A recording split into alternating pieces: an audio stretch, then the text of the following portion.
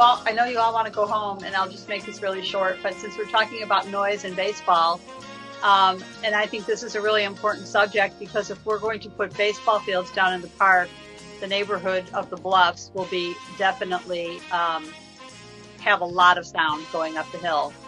So I don't know what time you guys are talking about. Baseball games would be over, but there's tons of houses that face the park that will be affected by baseball noise. I mean, you guys are talking about a building that's inside and people can hear. You know, what will be the time restrictions for baseball games down in the park? I think it depends if we have lighting or.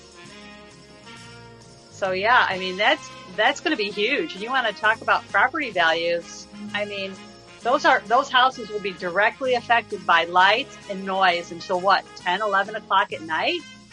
I mean, that is not going to go over well. I mean, I've already talked to some of my neighbors already about this, and it's not going to be good.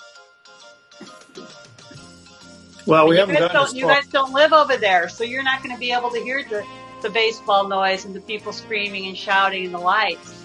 I mean, I don't think any of you would like to live over that. I know I wouldn't. So, I mean, that's something to really be considered.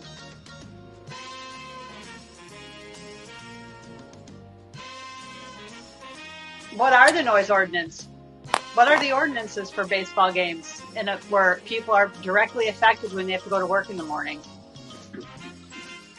Well, first of all, most games will be over by 9 o'clock. You know, it's been my experience. You know, and we haven't gotten even to a point where we're talking about time limits on baseball games. We're far from that. But I will say this, it's not a nature sanctuary, it's a park.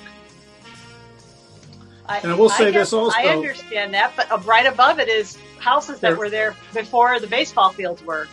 There are approximately 15 houses that are on that ridge. I assume those are the houses you're talking about. There is more than 15, and that noise is going to travel. It's not many more than 15, because as often as I've it doesn't matter if it's 5 or 20. The noise is going to be obnoxious, and the lights are going to be obnoxious.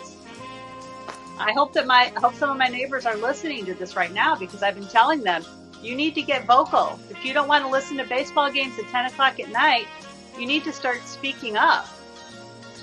I mean, I wouldn't want to listen to a baseball game at 10 o'clock at night if I had to go to work in the morning. I mean, that would make me unhappy. These people are complaining, and these people are inside of a building, and they can hear some bouncing. That's not people screaming and shouting and lights and cheering. That's not going to work. Not a conversation for tonight, but I hope that people are listening are going to come forward and start talking about this. Because if this just happens and all of a sudden one day the baseball fields are down there and there's lights and stadium stands and all that, I mean, this needs to get out there. People need to start talking.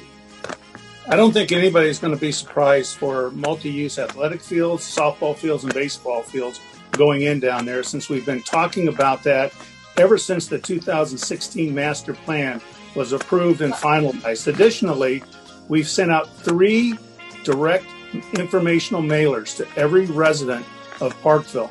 And on each and every one of those, the top 3 things that were discussed and shown pictures of were athletic fields down at Platte Landing Park. So I don't think anybody's... With lights? We haven't had a lighting discussion. Right now, what we're trying to do are to get fields in first and foremost.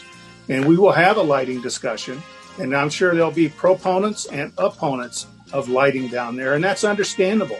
And that discussion will take place. What I'm saying is, no one should be surprised. Since 2016, in a major tax referendum that went out and voted on, by the way, 2-1 in favor of, where athletic fields and softball and baseball fields were always discussed and clearly visualized with schematics and diagrams. No one should be surprised that there are ball fields potentially going in down there. I think they'll be surprised if the game lasts until 10:30 at night. And that's when we jump in and say they can't last until 10:30 at night. If we do decide as a group to go with lights, maybe it's 9 o'clock.